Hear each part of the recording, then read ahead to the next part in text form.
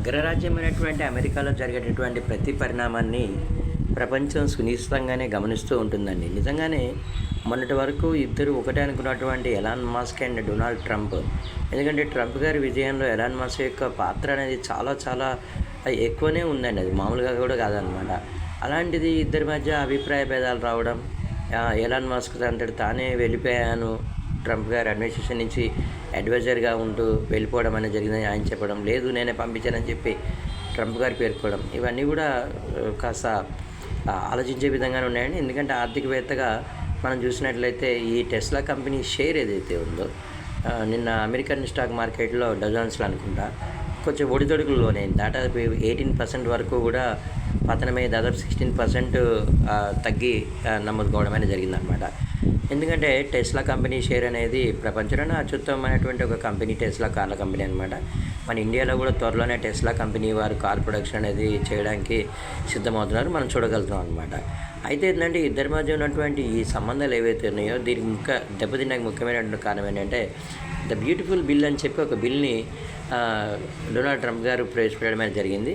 ఇదేదో కార్పొరేట్ కంపెనీస్కి ఇచ్చేటటువంటి రాయితీలకు సంబంధించినటువంటి బిల్ అని చెప్పి మనకు తెలుస్తుంది అనమాట.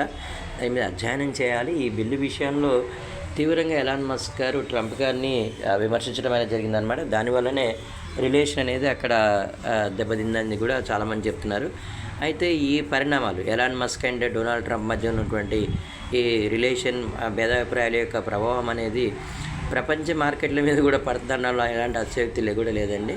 ఎందుకంటే అగ్రరాజ్యాల్లో జరిగేటటువంటి ఏ పరిణామం అయినా సరే ప్రపంచం మీద దాని యొక్క ప్రభావాన్ని చూపిస్తుందనడంలో ఎలాంటి అతిశయోక్తి కూడా లేదనమాట. యూఎస్లో జరిగినటువంటి పరిణామాలని భారతదేశం మాత్రం సునిశ్చితంగానే గమనిస్తూ ఉంది. కాకపోతే ఏంటంటే ఇతర దేశాల్లో లాగా పగపట్టి వారి యొక్క కంపెనీలని పాడు చేయడం, దాని మీద ఉద్యోగుల మీద కక్ష తీసుకోవడం, అలాంటి చర్యలు ఏవి యూఎస్లో పెద్ద ఉండకపోవచ్చు అనమాట. యూఎస్లో ఆర్థిక వ్యవస్థ వేరు, తర్వాత రాజకీయ వ్యవస్థ వేరు, అన్ని వ్యవస్థలు వేరువేరుగా దేని దారిలో అవి ఉంటాయండి. అక్కడ సర్దుకుపోయినప్పటికీ ఈ ప్రభావం మాత్రం ప్రపంచ దేశాల మీద పడవచ్చు. మనం మొన్నటి రోజు చూసాం స్పేస్ ఎక్స్ మన సునీత విలియమ్స్ గారిని అంతరిక్షం నుంచి తీసుకురావడానికి కృషి చేసేటువంటి ఒక సంస్థగా మనందరికీ తెలుసు అనమాట.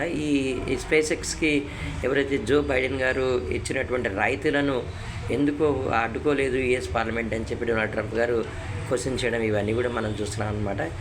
ఏది ఏమైనప్పటికీ ఏదైతే ఎలాన్ మస్క్ గారు ప్రతిపాదిస్తున్నారో డొనాల్డ్ ట్రంప్ గారిని ఇంపీచ్ చేసి జేడీ వ్యాన్స్ని యుఎస్ ప్రెసిడెంట్గా చేయాలి అని చెప్పి వారు కోరుకున్నారు. అయితే అలాంటిది ఏం వద్దు అని చెప్పి జరగకపోవచ్చు అండి.